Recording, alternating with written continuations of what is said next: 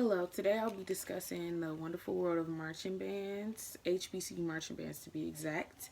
And I will also be talking about how they were created and where they are now. Not many people get to experience the adrenaline of their feet hitting the ground as they prepare to take the field at a football game. Luckily, I have. I have participated in marching band for 4 years in high school, and I'm now preparing to march my second year at in a collegiate band, which is a HBCU band to be exact, and I'm very proud of that. The main things I'll be talking about today are the origin of the HBCU marching bands, the techniques on how they march, and the differences between corps style military bands and the HBCU bands at different schools. Um, the origin, I will start with the origin of the band. Um, the style was originally military based. It stuck to the way the military marched, how they played, everything of that nature. Until 1946, Dr. William P. Foster added dance steps into the Florida A&M marching band routines, which had never been done before. He was the first band director to do that with his band, so it was new to people to see.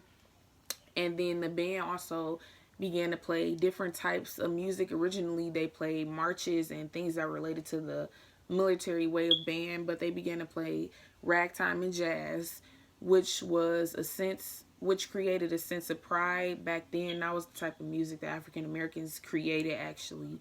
So to hear a band playing it, it kind of uplifted the community, and it kind of made them realize that they were starting to get on the map as far as the way that they wanted to do things. And then now that you know about the history of HBCU marching bands, we're going to discuss the techniques behind the actual marching. By the way, this is a picture of FAMU's band back in 1946 with William P. Foster. And then the techniques behind marching. Okay, so HBCU bands do a high step marching style. So what that means is when you march, you lift your knees up to a 90-degree angle. So it's kind of like sitting. It looks like you're sitting in a chair every time you march. Your knees are at like a perfect angle. And then there's movement from head to toe. So while you're marching, there's a 45-degree instrument and head swing. So as you're doing a 90-degree foot lift, you're doing a 45-degree head and instrument swing while you're marching.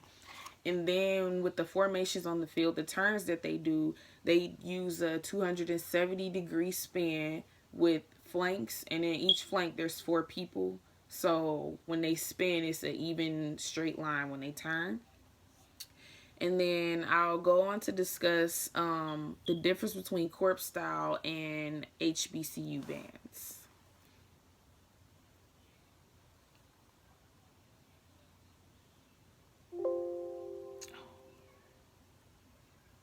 In this picture, you can see the formation. You can see the formations that they make on the field. That's the formations.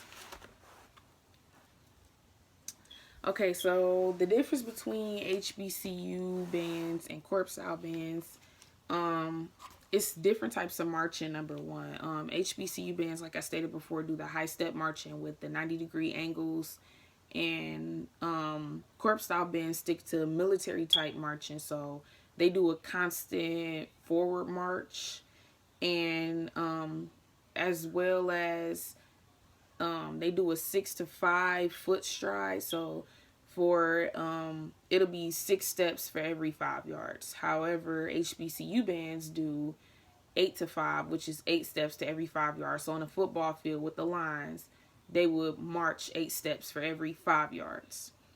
Also, the type of music that they play, HBCU bands tend to play cultural music such as rap, R&B, hip hop, things of that nature. And corps style bands usually stick to marches. They also play more cultural music. Mostly at predominantly white institutions, they stick to pop, rock, and other music that they listen to within their culture, such as country and things like that. And in this picture, you can see a corpse style band, you can kind of see the way that they don't lift their legs, more so they just walk, and they do the 6 to 5 foot stride. And then in this picture, I'm sorry, you can see the HBCU band, they lift their knees up to a 90-degree angle, like I said before.